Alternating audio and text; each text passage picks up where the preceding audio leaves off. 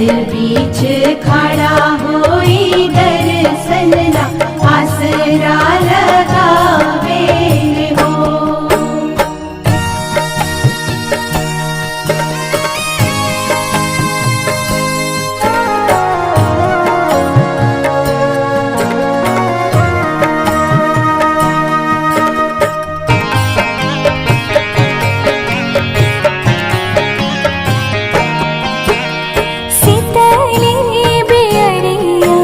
शीतल तुझे पनिया कब देव देवता तुम आके दर्शनिया।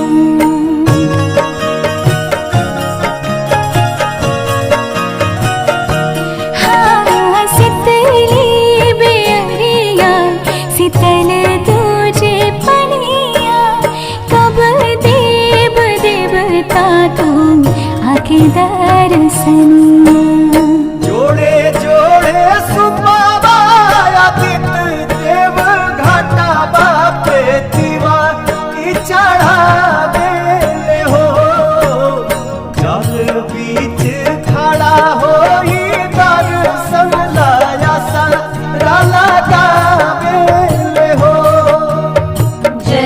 बीच खड़ा होई दर्शन ला आसरा लगावे हो।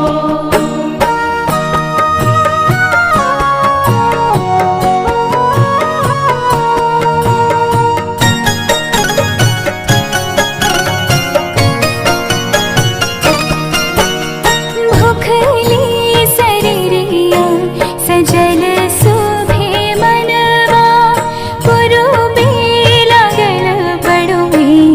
सबके ध्यानवा।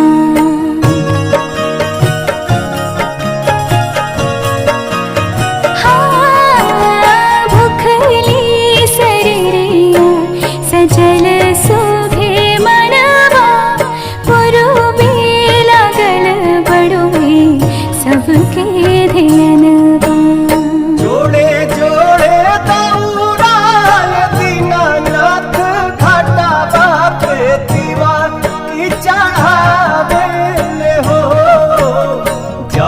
बीच खड़ा होई दर्शन ला आसरा लगावे हो। जल बीच खड़ा होई दर्शन ला आसरा लगावे हो।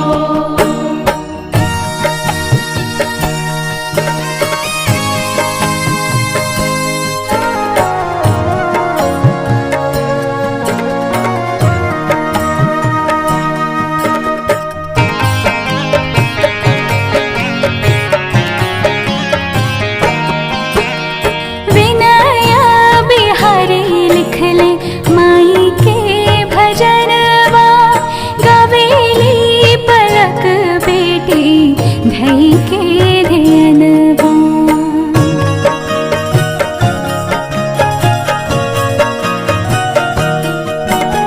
विनया बिहारी लिखले माई के भजनवा गवेली पलक बेटी धई के ध्यानवा। जोड़े जोड़े प्यारी गंगा मैया घाटवा पे दीवा की चढ़ावे हो। जल बीच खड़ा होई दर्शन ला आसरा लगावे हो। जल बीच खड़ा